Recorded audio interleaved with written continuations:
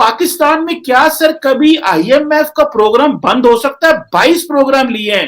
भारत ने अपना आखिरी प्रोग्राम 1991 में लिया था, 30 साल हो गए। लेकिन इन्होंने 3-3.5 साल में तो अपने पिछले सारे रैकेट जो है वो इन्होंने बीट कर दिए हैं।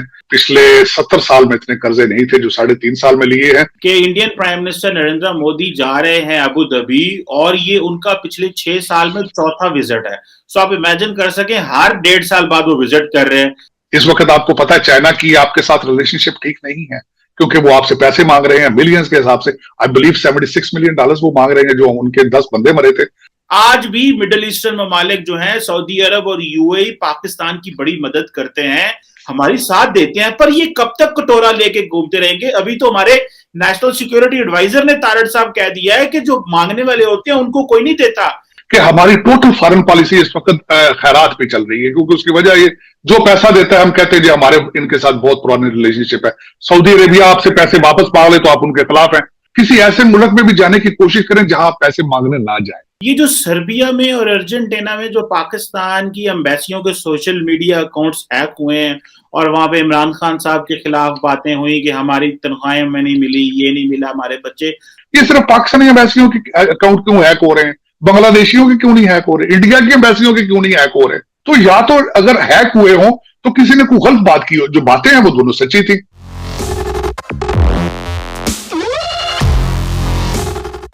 जय हिंद दोस्तों, मेरा भारत महान न्यूज़ चैनल में आपका स्वागत है।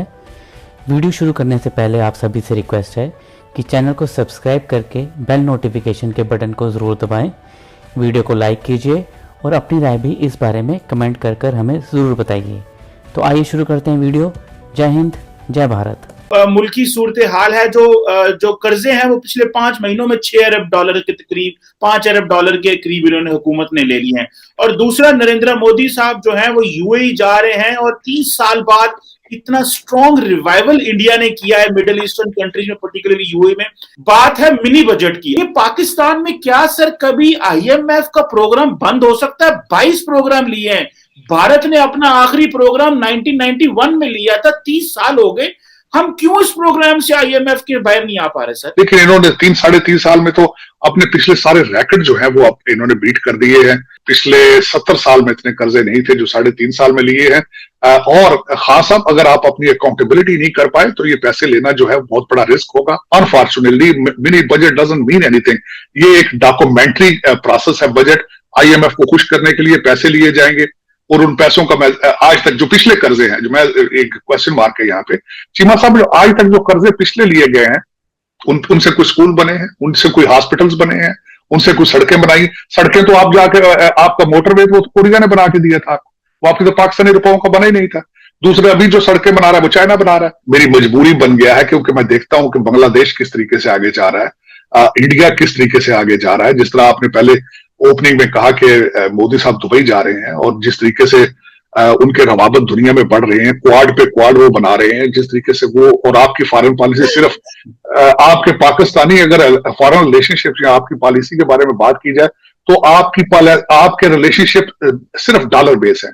जिन मुल्कों से डॉलर ना मिले आप समझते हैं हमारे उसके साथ कोई बायलैटरल रिलेशनशिप नहीं है। अगर आप चाइना से पैसे मिल रहे हो तो आप कहते हैं कि हमारी हिमालय से चाइना से बड़ी दोस्ती है। अगर अमेरिका के साथ है तो फिर आप अफगान वार में उनको हद से ज्यादा आगे ले जाते हैं। आप अपनी हर चीज उनको आप शमसी हवाई अड्डे देते हैं। लेकिन ये कि जिन लोगों के साथ रिलेशनशिप नहीं है, जिनसे पैसे नहीं मिलते, आप समझते हैं हमारे वो डोंट हैव एनी रिलेशनशिप। और इस स्पेस पे अगर देखें, दुबई की जब आप बात कर रहे थे, सिर्फ दुबई उसमें अकेला नहीं है। इस वक्त जो ममालिक हैं वो अपने इंटरेस्ट बेस्ड डिसीजन लेते हैं। 7 ममालिक ने मोदी साहब को हाईएस्ट अवार्ड दिए। ओआईसी में उन्होंने उनके फॉरेन मिनिस्टर को बुला लिया। कश्मीर पे आपने उनसे कहा इजलास करने के लिए तो वो आपसे नाराज हो गए सारे। इंडिया का देखें दूसरी तरफ से वो किस भरपूर तरीके से आपको काउंटर करने की कोशिश करते रहे हैं। 3 ममालिक के फॉरेन मिनिस्टर उन्होंने इंडिया में बुला लिए जिनकी सरहदें अफगानिस्तान के साथ मिलती थी। हालांकि होना यह चाहिए था कि वहां पे वो नुमाइंदे भेजते और फॉरेन मिनिस्टर यहां आते, लेकिन वाइस वर्सा हुआ। और फिर उसके बाद मोदी साहब अब दुबई जा रहे हैं। इंटरनेशनल लेवल पे अगर देखें कि किस तरीके से इंडिया अपनी फॉरेन पॉलिसी जो है वो उसको मसल फ्लेक्ट कर रहा है, मैं ये समझता हूं कि अगर आप खुद कुछ चीजें इजाद नहीं कर सकते, इनोवेशन नहीं है, तो कॉपी जरूर करनी चाहिए। इस वक्त भी मैं हमेशा ये ख्वाहिश करता रहा हूं कि खास साहब को भी चाहिए बाहर फॉरेन दौरों पे जाएं, इस वक्त आपको पता है चाइना की आपके साथ रिलेशनशिप ठीक नहीं है, क्योंकि वो आपसे पैसे मांग रहे हैं मिलियंस के हिसाब से। आई बिलीव $76 मिलियन वो मांग रहे हैं, जो उनके 10 बंदे मरे थे। और आपका BRI इस वक्त जो वो मंसूबा है वो रुक चुका है बिल्कुल। कि Indian prime minister Narendra Modi जा रहे हैं अबू धाबी, और ये उनका पिछले 6 साल में चौथा विजिट है। सो आप इमेजिन कर सकें, हर 1.5 साल बाद वो विजिट कर रहे हैं, जबकि तारड़ साहब इससे पहले 30 साल कभी इंडियन प्राइम मिनिस्टर जो है 2015 से पीछे इंडियन प्राइम मिनिस्टर कभी कोई अबू धाबी जाता ही नहीं था। सो फॉर लॉन्ग हमने मुस्लिम वर्ल्ड को हाईजैक करके रखा about India and about Kashmir. अभी की पोजीशन ये है कि वो इंडिया जो है वो अबू धाबी को और मिडिल ईस्टर्न कंट्रीज को कह रहे हैं एक्सटेंडेड नेबरहुड, जो इंडिया वाली है हमारी एक्सटेंडेड नेबरहुड है, जबकि हम जो है वो जाते हैं वहां पे कि साढ़े वीजे बंद कर चले, साढ़े वीजे खोलो।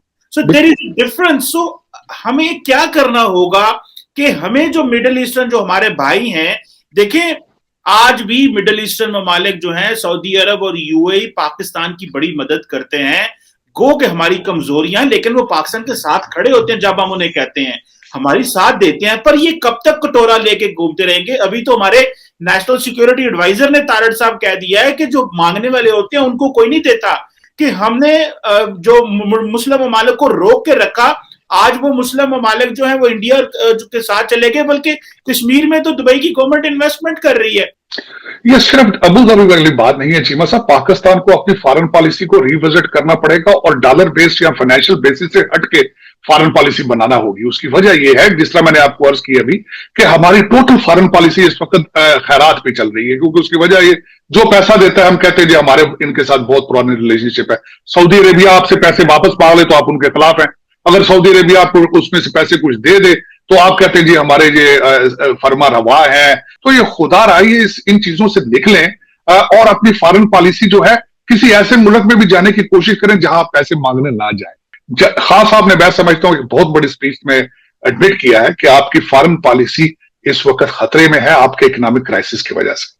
तो मैं समझता हूं इससे आगे आप कहां जाएंगे। ये जो सर्बिया में और अर्जेंटीना में जो पाकिस्तान की एम्बेसियों के सोशल मीडिया अकाउंट्स हैक हुए हैं और वहां पे इमरान खान साहब के खिलाफ बातें हुई कि हमारी तनख्वाहें हमें नहीं मिली, ये नहीं मिला हमारे बच्चे, आप क्या समझते हैं कि एम्बेसीज के अंदर कोई फ्रस्ट्रेशन है? ये वाकई हैक हुआ होगा अकाउंट्स? ये सिर्फ पाकिस्तानी एम्बेसियों के अकाउंट क्यों हैक हो रहे हैं, बांग्लादेशियों के क्यों नहीं हैक हो रहे, इंडिया की एम्बेसियों के क्यों नहीं हैक हो रहे, इजराइल की एम्बेसियों के हैक क्यों नहीं हो रहे? ये सिर्फ पाकिस्तान की एम्बेसियों में से इस तरह का रिएक्शन आ रहा है, ये एक क्वेश्चन मार्क है। जो बात उन्होंने की थी, जिसमें उन्होंने वो जो आपने F-17 की बात की है पाकिस्तानी हथियारों की, वो जो खबर उन्होंने की वो खबर सच थी। वो या तो उसको भी डिनाई करें, तो या तो अगर हैक हुए हो तो किसी ने कोई गलत बात की हो, जो बातें हैं वो दोनों सच्ची थी।